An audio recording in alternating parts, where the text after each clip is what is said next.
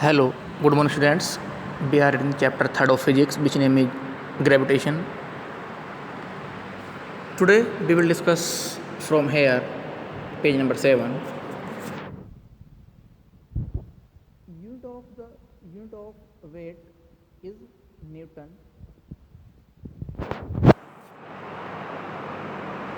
It depends on g and it is a vector quantity.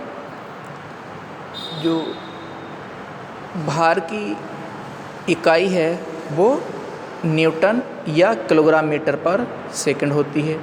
इसे capital N से represent करते हैं। It depends on जी, ये small जी पर निर्भर करती है। And it is a vector quantity, और क्या है ये? वेक्टर क्वांटिटी है।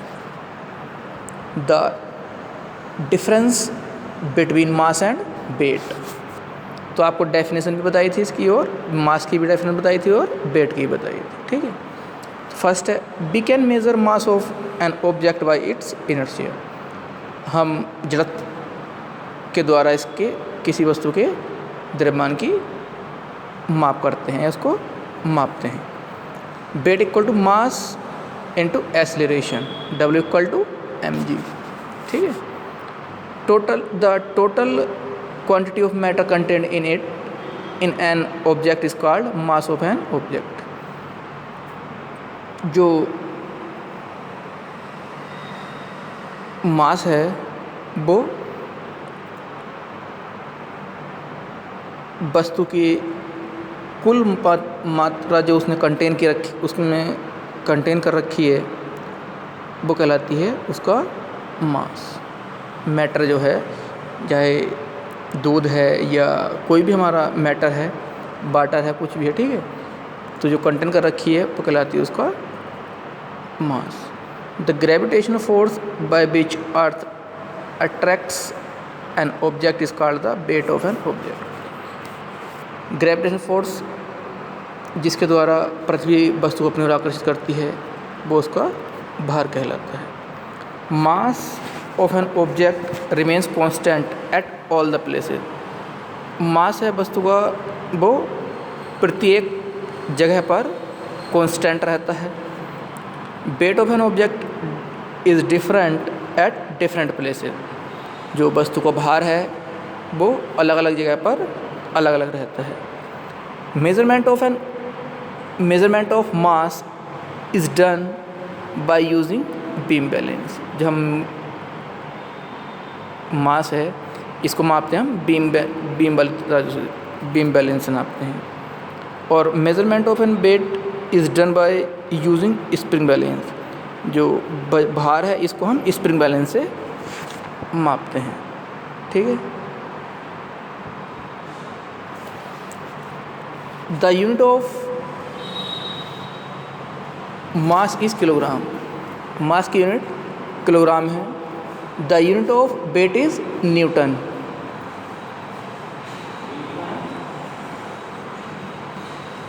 The unit of weight is Newton.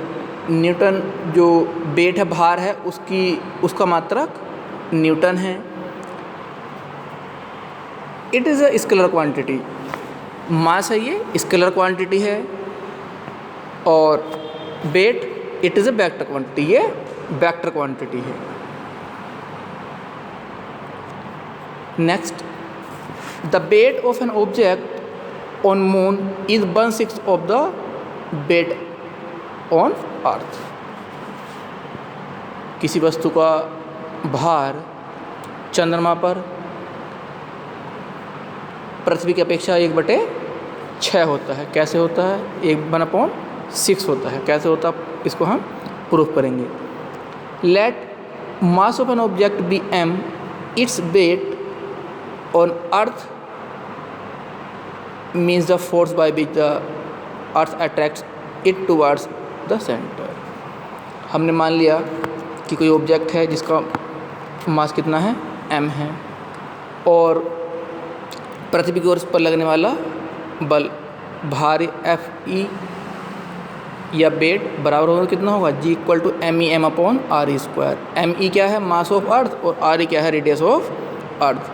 Wait of an object on moon, चंद्रमा पर भार कितना होगा, वेट कितना होगा, WM, M means mass on, WM weight on moon, FM means force on moon, equal to GM M upon RM square. ये MM क्या है, मास ऑफ मून, और RM है रेडियस ऑफ मून। ये इक्वेशन हमारी first थी, ठीक है, और ये इक्वेशन हमारी सेकंड थी। तो डिवाइडिंग 1/2 WE अपॉन WM, तो GMEM अपॉन RE स्क्वायर। तो ये डिवाइड करेंगे तो ये नीचे वाला ऊपर और ऊपर वाला नीचे हो जाएगा, तो RM स्क्वायर अपॉन GMM, ठीक है।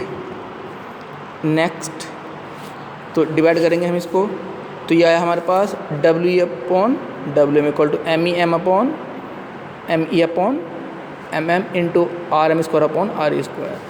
और ये हमारे पास गिवन होती है ME कितनी है 100 mm और RE होती है 4 RM। तो वैल्यूज पुट कर दें इसकी, ME की प्लेस पे 100 mm, तो इससे M से M कट गया, और RE की प्लेस पे 4 RM से ये कट कैंसिल हुआ, तो 100 अपॉन ये स्क्वायर है तो कितना 4 इंटू 4 100 अपॉन 16, तो कितना हो गया अप्रोक्सीमेटली 6। तो WE weight of earth equal to 6 WM mean weight on moon. तो WM को हम निकालना था, कितना हो गया 1/6 of WE means weight on, ये अर्थ है, ये वेट ऑन मून, ठीक है। तो चंद्रमा पर भार किसी वस्तु की पृथ्वी पर भार का 1/6 रहता है, ठीक है। Next thrust, the force acting on an object perpendicular to the surface is called thrust. Thrust बोलते हैं प्रणोन। किसी वस्तु पर लंबवत लगने वाला बल थ्रस्ट कहलाता है, ठीक है।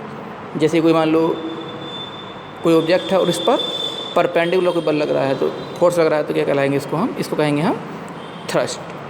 प्रेशर, दाब, the effect of thrust per unit area is called pressure. जो थ्रस्ट है पर यूनिट एरिया पर इसका प्रभाव प्रेशर कहलाता है। और इसको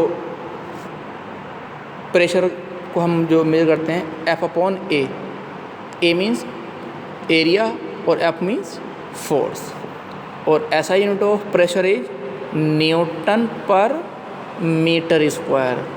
this is also called pascal. इसको हम न्यूटन मीटर पर स्क्वायर को क्या कहते हैं हम पास्कल, PA, ठीक है। इसको कल पढ़ेंगे आप आगे, ठीक है।